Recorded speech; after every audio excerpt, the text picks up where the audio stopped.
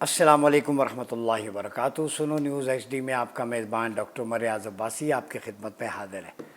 नाज़रीन, आज दो तीन मल्टीपल इश्यूज़ पे बात करेंगे। एक तो ये कि इंडिया के लिए ये एक यूँ समझें कि मुआशी मौत का परवाना साबित हुआ कि जब चाइना ने ये डिसीजन लिया है कि $167 बिलियन की मालियत से दरियाए ब्रह्मपुत्रा पे वो एक डैम बनाना जा रहे हैं और उस डैम की वजह से दिल्ली में सफ़े मातम का समा है। मोदी साहब के जो इनिशिएटिव्स और एक्शंस हैं वो ख़ुद अपने मुल्क की लंका डबो रहे और उन्हें नहीं समझ आ रही कि मुल्क कैसे चलाना है। इस वक्त अगर ये डैम बनता है तो इससे भारत के मशरकी इलाके उन्हें पानी की फराहमी मुअत्तल हो जाएगी और ज़राअत का शोबा भारत का वो वीरान हो जाएगा। तो अमलन चाइना भारत को मुआशी तौर पे वीरान करने जा रहा है। खंडरात का मंजर पेश करेंगी भारत की नहरें, जहाँ पे पानी की बूंद को वो तरसेंगे।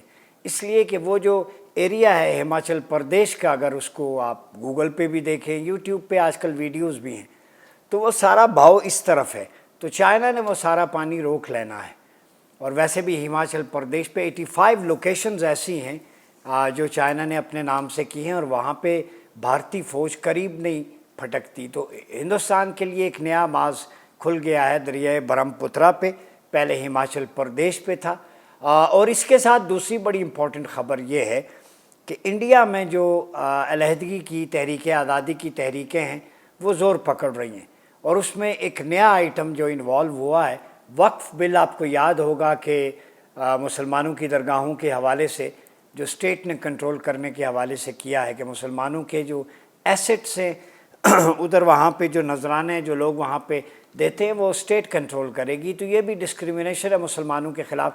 तो उसमें बिहार में, आसाम में, जूनागढ़ में, हिंदुस्तान के मरकज़ी इलाकों में, इवन हैदराबाद, दिल्ली, मुंबई में जो है वो एहतजाज भी हुए और इसको सेकुलर भारत के नाम पर एक बदनुमा दाग करार दिया गया कि सेकुलरिज़म, वो जो डेमोक्रेसी का नारा था वो खोखला था।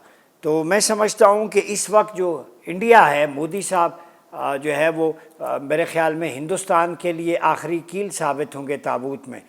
और ये फेवरेबल है मुसलमानों के लिए भी कि जब तक मोदी साहब हैं वो ऐसे इनिशिएटिव लें कि इंडिया आइसोलेशन की गार में चला गया है। डिप्लोमेटिक फ्रंट पे पाकिस्तान ने उन्हें नाखून चने चबाएँ, किसी भी फोरम पे अब इनकी कोई नहीं सुनी जा रही। US की तरफ से, यूरोप की तरफ से, मगरब की तरफ से अब हर जगह राफेल के गिरने की ख़बरें ज़ुबान ज़द आम है, उन पे आर्टिकल्स भी लिखे जा रहे हैं। तो पहली ख़बर तो ये है कि मोदी साहब अपनी गंगा जो है वो ख़ुद डबो रहे हैं, ठीक है, गंगा और जमुना की नज़र कर रहे हैं। दूसरी इम्पॉर्टेंट चीज़ जो हिंदुस्तान से मुताल्लिक है, आपको पता है वर्ल्ड जो चैम्पियंस हैं, लेजेंड्स, उनकी एक लीग हो रही है यूनाइटेड स्टेट्स ऑफ अमेरिका में और उसमें दुनिया की टॉप 6 टीमें हैं। पाकिस्तान है, अफ्रीका, ऑस्ट्रेलिया, इंडिया, न्यूजीलैंड और वेस्ट इंडीज़। तो ये लेजेंड जो रिटायर हो गए हैं उन पे मुश्तमिल होती है। तो उसमें हिंदुस्तानी जो खिलाड़ी हैं उन्होंने प्रैक्टिस भी की, सारा कुछ। एन मैच से 5-6 घंटे पहले उन्होंने पाकिस्तान के साथ खेलने से इनकार किया। जिन प्लेयर्स ने खेलने से इनकार किया मैं उनके नाम बता दूं। युवराज सिंह हैं उसमें, हरभजन सिंह, यूसुफ पठान, इरफान पठान और गालिबन RP सिंह जो उनके left arm Orthodox fast bowler हैं। तो ये दो भाई हैं पठान फैमिली से, इरफान और यूसुफ ऑलराउंडर हैं, इंडियन टीम में खेलते रहे। तो हैं तो नाम नहाद मुसलमान लेकिन हमेशा पाकिस्तान के ख़िलाफ़ जहर उगलते हैं। ये वही इरफान पठान है जो अफ़गानिस्तान का झंडा लेके दिल्ली में या वहाँ पे डांस भी करता रहा। ये हमेशा पाकिस्तान के ख़िलाफ़ जहर उगलते हैं, ठीक है। और इन्होंने कहा कि शाहिद आफरीदी अगर होगा तो हम नहीं खेलेंगे। इवन वो मैच भी नहीं खेलेगा और वो स्टेडियम में भी नहीं आएगा शाहिद आफरीदी। तो पता नहीं शाहिद आफरीदी से जलन क्यों है, कुछ लोगों ने पूछा। मैंने कहा बिल्कुल जलन बजा है, इसलिए कि शाहिद आफरीदी ने मीरपुर में, चिटागोंग में हिंदुस्तान के ख़िलाफ़ एशिया कप में जो आखिरी ओवर में 2 छक्के लगाए थे गालिबन रविचंद्रन अश्विन को। 12 रन चाहिए थे, 11, तो 2 छक्के लगा के वो मैच जबड़ों से छीन लिया था। इसके अलावा दूसरी तेज़ तरीन सेंचुरी उस वक्त नई दिल्ली के विशाखापट्टनम स्टेडियम में गालिबन शाहिद आफरीदी ने 45 बॉल्स पे की थी, जिसमें 8 या 10 छक्के थे। तो वो हिंदुस्तान जो है वो टूर्नामेंट हार गया था। बायलैटरल सीरीज़ थी 4-1 से। اس میں شاہد آفریدی نے 45 بالوں پہ 100 کیا تھا. تو یہ وہ چیزیں ہیں چبھنے والی. اس کے علاوہ مختلف ایونٹس میں ہندوستان کے خلاف شاہد آفریدی کی کارکردگی تو وہ انہیں چبھتی ہے. اور شاہد آفریدی ہمیشہ ابھی بنیان مرصوص میں شاہد خان آفریدی واگا بارڈر گئے, رینجرز کی پاک افواج کے ساتھ کھڑے ہوئے, قوم کی ڈھارس بندھائی. اور یہی ایک وارئر کا ہوتا ہے, وہ جب کرکٹ چھوڑے تو وہ سولجر ہوتا ہے, سیلیبریٹی ہوتا ہے, اپنے ملک کے لیے لڑتا ہے. جیسے ہندوستانی کھلاڑی بھی اپنے ملک کے لیے. وہ ٹویٹ کریں عرفان پٹھان, ہربھجن سنگھ یا آپ کا شیکھر دھون, ان کے بھرے پڑے ہیں پاکستان کے خلاف ظاہرہ پروپیگنڈا, نہیں کھیلنا جی, ملک سے آگے کچھ نہیں ہے. تو آفریدی جب کہے کہ ملک پہلے ہے تو تمہیں تکلیف کیوں ہوتی ہے؟ بالکل ہے. تو سپورٹ ہے, اس نے کہا ہے کہ اس میں پالیٹکس کو نہ لاؤ. جب ہم ملک کے لیے ہوتے ہیں تو اپنے اپنے ملک کو ریپریزنٹ کرتے ہیں, وہ کسی کا رائٹ ہے. تو ہندوستان کوئی بھی موقع ہاتھ سے جانا نہیں دیتا. اصل میں انہیں خفت یہ ہے کہ پاکستان سے ایک دفعہ پھر انہیں شکست نہ ہو جائے, بنیان مرصوص کی یاد تازہ ہو جائے کھیل کے میدان میں بھی. تیسری خبر ہے جی بلوچستان کی. وہاں پہ جو خاتون شیتل اور اس کا مرد زرک, اس کے بارے میں کل میں نے مختصر سا اسلام آباد شکرپڑیاں سے ویسے واک کرتے ہوئے میں نے ایک وہاں بیٹھ کے مذمت کی تھی اس کی 1 منٹ کی. لیکن آج اس کی ڈیٹیلز آئی ہیں. صوبائی وزیر داخلہ نے بھی پریس کانفرنس کی کہ زرک جو مرد تھا 34 یا 44 سال اور عورت 30-32 سال کی تھی شیتل, یہ میاں بیوی نہیں تھے. تو it was shocking for me. اور انہوں نے کہا کہ عورت کے 5 بچے ہیں, مرد کے 4. دے ور آلریڈی میریڈ. وہ الگ الگ, ان کی عورت کا بھی شوہر اور تھا, مرد کی بھی بیوی الگ تھی, یعنی وہ آلریڈی میریڈ تھے. تو یہ ان کا ایکسٹرا میریٹل ریلیشن شپ تھا, یعنی غیر ازدواجی تعلق تھا ان کے درمیان. اب پتہ نہیں فزیکل تھا نہیں تھا, اس میں پراپر انویسٹیگیشن ہونی چاہیے. تو میں جو اس میں سے باٹم لائن سمجھا ہوں, پہلی بات یہ ہے کہ اس قضیے کو اوپنلی کسی کو اختیار نہیں ہے کہ قانون ہاتھ میں لے, چاہے کسی نے قتل کیا ہو, ایون مرتد کی بھی, یا کوئی شادی شدہ جوڑا ایڈلٹری یا بیونڈ میریٹل ریلیشن شپ فزیکل ایکٹیویٹی میں سیکسول انٹرکورس میں انوالو ہے. تو انڈیویجول کو کوئی اختیار نہیں ہے کہ اس کو سزا دے. ریاست میں, اسلامی ریاست میں قانون ہوتا ہے, جوڈیشری ہے, عدالتیں موجود ہیں, وہی ایگزیکیوٹ کرتی ہیں. اور اس میں پورا موقع دیا جاتا ہے دفاع کا. تو اسلام کی جو پروسیکیوشن ہے, جو ایگزیکیوشن کا پروسیس ہے, وہ بڑا وائڈ ہے, جسٹیفائڈ ہے. اس میں جو پارٹی ہے جس پہ الزام ہے ان کو بھی اسٹیٹ جو ہے وہ پرووائڈ کرے گی تاکہ ان پہ پوری جرح ہو, پورا موقع ملے انہیں بھی اپنا پوائنٹ آف ویو دینے کا. تو اس طرح پھر ہر شخص الزام لگا کے بغیر انویسٹیگیشن کے اپنی عدالت لگا لے گا. پھر عدالتوں کی, ریاست کی رٹ نہیں رہے گی. تو پھر یہ کھیل اور فساد بن جائے گا. تو اسلام نے 3 صورتوں میں قتل جو ہے اس کی سزا دی ہے. وہ ایک تو ہے جو قتل ناحق, یعنی قاتل کو ایگزیکیوٹ کیا جائے گا قصاص کے طور پہ, نمبر 1. اور اس میں بھی اگر وہ دوسری آپشن ہے دیت کی, بلڈ منی, کہ اگر وہ مقتولین ورثاء راضی ہو جائیں تو معاف کر دیں اور دیت پہ کر دیں تو ٹھیک ہے. ایک صورت ہی وہ بھی عدالت کرے گی ایگزیکیوٹ, ٹھیک ہے. قتل کا بدلہ وہ جو ہے مقتول کے وارث نہیں لے سکتے, وہ اسٹیٹ اور حاکم لے گا, نمبر 1. دوسرا, جو مرتد اسلام میں داخل ہو کے پھر جائے, توبہ بھی نہ کرے, تو پھر اسے قید میں ڈالا جائے. اگر وہ انکار کرے توبہ سے, وہ کہے میں قائم ہوں, تو اس کو ریاست ایگزیکیوٹ کرے گی مرتد کو. اور تیسری صورت, مرد اور عورت شادی شدہ ہوں اور وہ اگر فورنیکیشن میں, ایکسٹرا میریٹل ریلیشن شپ میں انوالو ہوں اور سیکسول انٹرکورس میں, تو عدالت انہیں جو ہے وہ سزا دے گی. اور اس میں سٹون ٹو ڈیتھ والی یہ جو بات ہے, میں ایک بات بتا دوں, اس میں جرح کی گئی ہے کہ گواہان اتنے مضبوط ہوں کہ انہوں نے آئی وٹنس ہوں, یہ پورا پروسیس دیکھا ہو.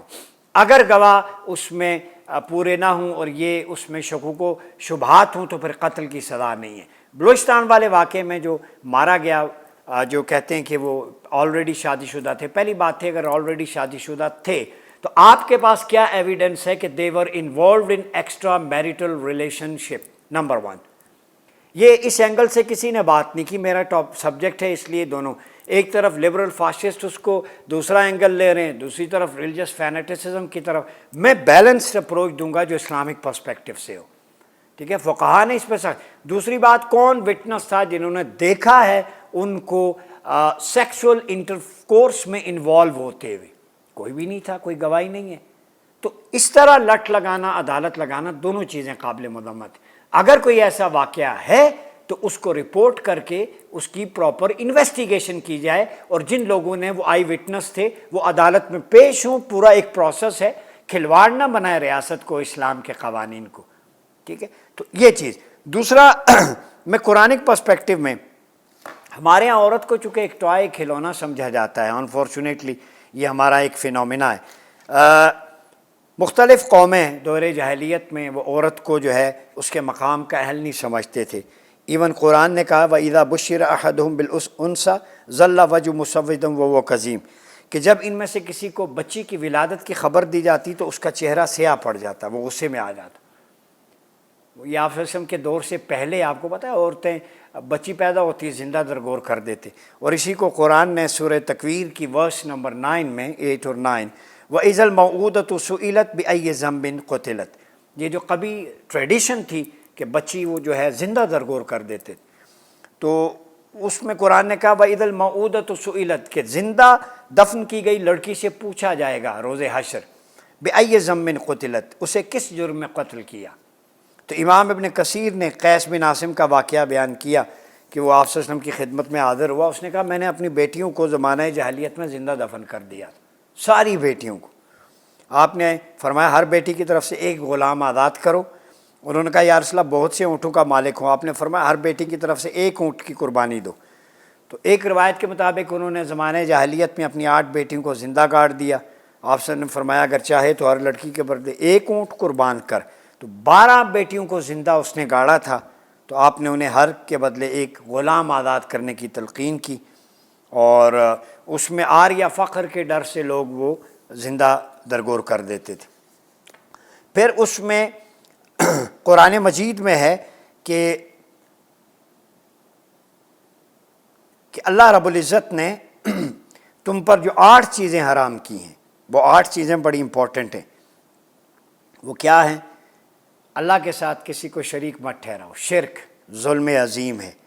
اللہ تشرکوا بہ شیئا وبالوالدین احسانا، ماں باپ کے ساتھ احسان کرو.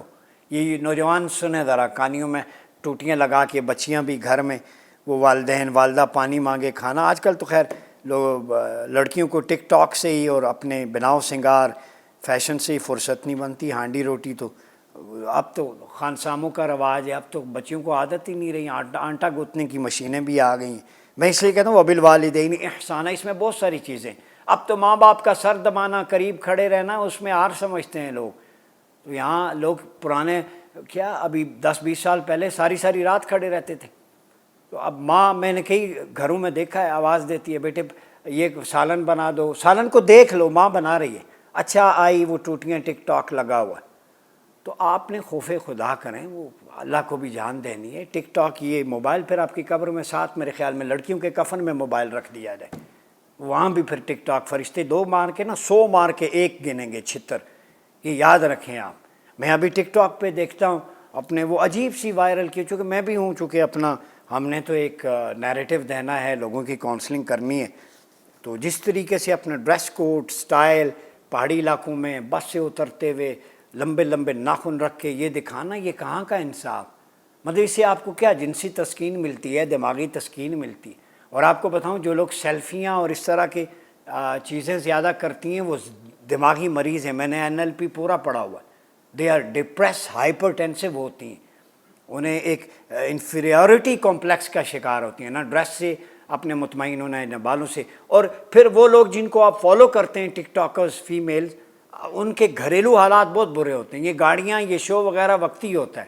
ہمارا اثر کی آپ دیکھ لیں، عائشہ خان کی کیسے ہوئی، سال کسی کو نہیں پتہ چلا کہ ان کے کمرے میں کیا ہوتا ہے. تو یہ اینگل بھی سوچنا چاہیے، والدین کو بھی نظر رکھنی چاہیے.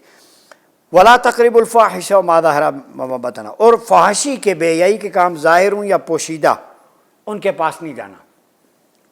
ما ظہر وما بطن، فحاشی آئسولیشن میں بھی ہوتی ہے اور ظاہراً بھی. ظاہراً جو آپ ٹک ٹاک پہ اپنے جسم کی نمود و نمائش کرتی ہیں، ما ظہر کا یہ مطلب ہے. ما بطن جو آئسولیشن میں آپ کسی کے ساتھ ایکسٹرا میریٹل ریلیشن شپ میں انوالو ہوتی ہیں. یہ قرآن مجید کہہ رہا ہے, میں نہیں کہہ رہا.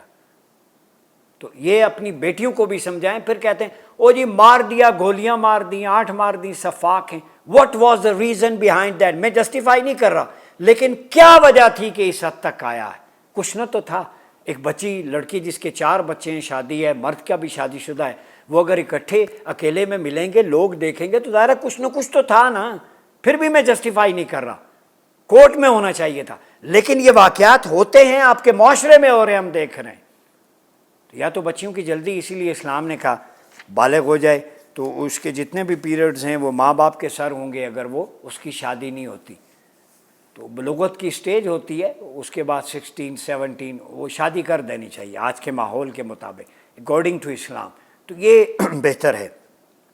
پھر اس کے بعد جو ایک ڈائیورس کی ریشو ہے, کل میں ایک جج صاحب سے ملا, بڑا یہ ایک فینومینا ہے, آخر میں آخری بات ہے یہ. اور یہ اسلام آباد میں, پاکستان کے مختلف شہروں میں نے ڈیٹا کلیکٹ کیا. وہ خاتون جج بھی تھیں, میل بھی تھے. تو انہوں نے بتایا کہ اسلام آباد میں خطرناک حد تک, پنڈی اسلام آباد میں ڈائیورس ریشو بڑھ رہی ہے. وہ it was shocking for me. اور آپ حیران ہوں گے کہ جن کے 2 3 4 5 بچے ہیں, 10 سال 15 بھی شادی ہوئی ہے, وہ خواتین آ کے خلا دائر کر رہی ہیں. کچھ اس میں ڈومیسٹک وائلنس ہے, کچھ خواتین جو ہے مختلف باہر کی جابز یا اپنا کہتی ہیں میری پرائیویسی ہے, میں جو کچھ مرضی کروں عورت مارچ کو دیکھ کے. تو ایک انڈرسٹینڈنگ ڈیولپ نہیں ہوگی. معاشرہ جو سوشل میڈیا سے سیکھتا ہے گھروں کو برباد کر رہا ہے. ڈائیورس ریشو پنڈی اسلام آباد میں 47% بڑھ گئی ہے, 47. اور اس میں سے ایک نقطہ بتا دوں, میں نے ان سے پوچھا فیمیل جج, میں نے کہا بتاؤں, انہوں نے کہا جی لو میرجز میں 90% ریشو ہے ڈائیورس کی, جو ارینج ہیں ان میں 10% ہے. آپ اسلام قرآن کی ہم پیٹ رہے نہیں مانتے. اب پتہ چلا لو میرج یہ ہوتی ہے کہ والدین کی کنسنٹ کے بغیر جی اپنی مرضی سے وہ کہتا ہے میں تارے بھی توڑ لاؤں گا, شادی کے بعد پتہ چلتا ہے آلو پیاز لانے کے قابل بھی نہیں ہے, اتنی وقت نہیں. تو یہ اسکرین کی لائف سے نکلیں, practical life is a different thing. وہ آپ کو چیلنجز, آج دھوپ ہے کل بارش ہے, آج اسلام آباد میں بارش ہو رہی ہے, لاہور میں دھوپ ہوگی. تو یہ سیکھیں. یہ جو اسکرین کی لائف ہے نا آپ کی, یہ چکا چوند ہے, فلٹر لگا کے میک اپ کر کے سارا, وہ ہم بھی کیمرے کے سامنے آتے یس ہوتے ہیں. تو وہ چکا چوند کو نہ دیکھا کریں کہ کسی گاڑی کے آگے, کسی کی بھی گاڑی ہے, آپ اس پہ سیلفی بنایا, بندہ سوچ رہا ہے یہ اپنی گاڑی ہے, خوبصورت جگہ ہے, یہ پتہ نہیں اس کی لائف کیسے ہوگی. کوئی بھی قمیض پہن کے باہر گھومنے کے لیے چلا جائے, بنا سکتا ہے. اس سے اٹریکٹ مت ہوا کریں. اپنا فیوچر اپنا, آپ کے اپنے ہاتھوں میں, اپنی کامیابی ناکامی. ہارڈ شپ کے بغیر کسی کو بیٹے کامیابی نہیں ملتی. راتوں رات آپ بلیونیر نہیں بن جاتے. اور یہ کہیں کہ یہ پیسے والا, اس سے یہ مجھے مل جائے, شادی ہو جائے, تو اگر آپ اس سے کریں گی تو اگلے پھر ایکسپلائٹ بھی کرتے ہیں. کف مینٹل انڈرسٹینڈنگ ہونی چاہیے. اور parents are the best guardian, جو آپ کے بارے میں اچھا سوچتے ہیں, جو وہ سوچے وہی کریں. تو یہ جو فینومینا ہے, چاہے وہ کوئٹہ کا ہو, کسی کا بھی ہو, میں اس کی مذمت کرتا ہوں. یہ کھلی عدالتیں نہیں لگنی چاہیے, لیکن اس کے کازز تلاش کر کے اس کو اسلامی نفسیاتی کونسل کے چیئرمین وہ ایڈریس کریں, اس پہ قانون سازی کروائیں. یہ جو بہراروی پھیل رہی ہے, یہ مین کاز ہے, اس کو ختم کریں, روٹ کاز, تاکہ لوگ اس طرف نہ جائیں. جب شادی شدہ مرد عورتیں انوالو ہو رہے ہیں تو آپ اندازہ لگائیں غیر شادی شدہ کے کالجز کے, یونیورسٹیوں کے کیا حالات ہیں. میں وہ نہیں بیان کرنا, بہت ساری چیزیں ہمیں بھی پتہ ہوتی. تو اس لیے معاشرے میں ایک بیلنس کریٹ کرنے کے لیے زینب الرٹ کی طرح ایک بل لانا پڑے گا. اور جو لوگ اس طرح کرتے ہیں, جیسے ایریڈ ایگریکلچر یونیورسٹی کی ایک اسٹوڈنٹ ابھی پچھلے دنوں بی ایس کی تھی, فیصلہ آباد رہتی, گھر نہیں پہنچی, تو راستے میں شاید کوئی بائک والے تھے, انہوں نے اس کا ریپ کیا اور پھر اس کی لاش ملی. تو ایسے لوگوں کو میں سی سی ڈی جو ہے, کرائم کنٹرول ڈپارٹمنٹ, سہیل ظفر صاحب غالباً اس کے ہیں, چٹھا صاحب, یا ان سے ریکویسٹ کروں گا. اور وزیر اعلیٰ سے, اگر آپ نے خواتین کی پروٹیکشن کا عزم کیا ہے تو ایسے لوگوں کو سریعام پھانسی دیں جو خواتین کا ریپ کرتے ہیں, ان کو تنگ کرتے ہیں, ہراس کرتے ہیں. اسے ریاست جو ہے وہ وہیں پہ بلٹ مارے سریعام. ایران میں، ترکی میں، سعودیہ میں ہوتا ہے مختلف. جہاں پہ کرائم ہوتا ہے اس کرمنل کو وہیں جگہ پہ لاتے ہیں، کرین کے ذریعے لٹکاتے ہیں. پچھلے دنوں افغانستان میں نے دیکھا، یہ قرون اولیٰ میں ہوتا تھا. اس کا مقصد یہ ہے کہ لوگوں میں احساس پیدا ہو کہ یہ جرم کریں گے تو اس کی سزا یہ ہوگی، معاشرہ محفوظ ہوگا. تو عزتیں بچانی ہیں لوگوں کی تو اس طرح کے اقدامات سرعام لٹکانا پڑے گا. اگر قتل سے بچانا ہے لوگوں کو، جان مال عزت آبرو چوکوں چوراہوں پر لٹکانا پڑے گا. یہ ٹرائل، لمبا چوڑا عدالت میں خفیہ پھانسی یہ نہیں ہے. اسلام نے اوپن اسی لیے رکھا ہے کہ ایک جان قتل ہوگی تو باقیوں کی جان محفوظ ہوگی. جو قاتل کو قتل کرنا مقصود نہیں ہے، اصل مقصود اس کے جرم کا خاتمہ ہے تاکہ باقی لوگ عبرت پکڑیں. تو بچیوں کی بھی سیفٹی کے لیے میں کہوں گا والدین بھی نظر رکھیں، اور ایسی ہراسمنٹ کے حوالے سے جو خواتین کو زیادہ ہراس کریں، ان کے ساتھ جو انوالو ہوں. ایرڈ ایگریکلچر یونیورسٹی کی ہماری بیٹی تھی، وہ MSBS کی تھی، تو میری ہاتھ جوڑ کے ہوگی کہ اس کے والدین کو انصاف. وہ تو چراغ بجھ گیا، اس کے ساتھ کیا ہوا، لیکن ان کو سرعام نومینیٹ کر کے CCD وہاں پہ لٹکائے ان کو چوکو چوراہوں میں، تاکہ باقی بچیوں کی عزتیں محفوظ رہیں. اپنا بہت خیال رکھیے گا. اپنے میزبان ڈاکٹر مریاض عباسی کو اجازت دیجیے. اللہ حافظ.